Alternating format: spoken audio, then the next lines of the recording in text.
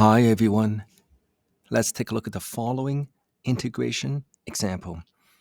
Find the antiderivative or find the integration of sine x divided by cosine x with respect to x. Now before we start with step 1, let's talk about what not to do. This is one of the most common mistakes when you use the method of substitution. So the concept is you want to pick one part where the derivative is a scalar multiple of the second part.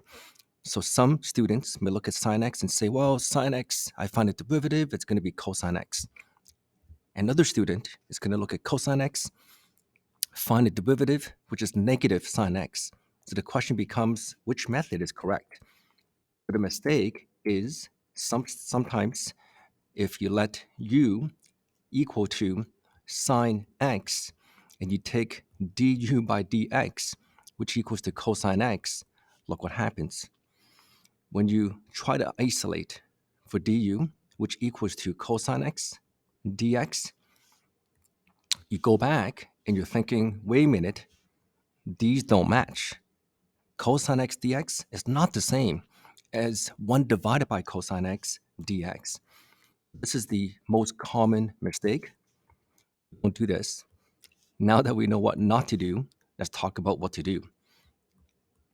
Instead of letting u equal to sine x, let u equal to cosine x. When you find du by dx, meaning you find the derivative with respect to x, this equals to negative sine x. Now, think about what you're looking for. We're looking for sine x dx. So you can bring the negative to the other side. Let's color code this for you.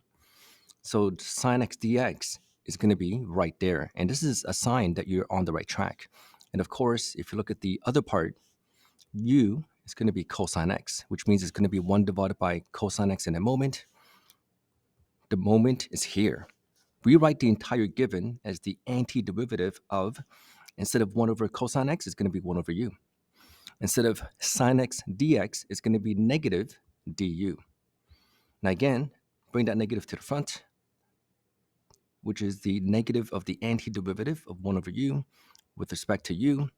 This equals to ln of the absolute value of u plus c. Now technically there's a bracket here, but really when you plug it back in, again, u is going to be cosine x, and that negative c or negative c1 basically is c. So if you want, you can define c as negative c1. Now, here's the key. Most students stop here. But what I'm going to say to you is, if you want to be 100% confident that you're doing it right, spend 1 extra minute. We're going to show you how to double check. So again, the separator is those who spent time to double check. What I mean is this. If you think about y equal to negative ln of cosine x plus c, and you take the derivative, this is going to be negative 1 divided by cosine x times the derivative of cosine x, which is negative sine x. Of course, when you take the derivative of a constant, that's going to be 0.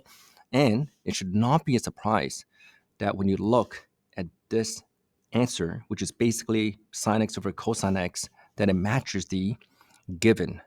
This is how you know you just got perfect. If you find this video meaningful, it's adding value to your math life, please comment, like, share, and subscribe. I hope this makes sense.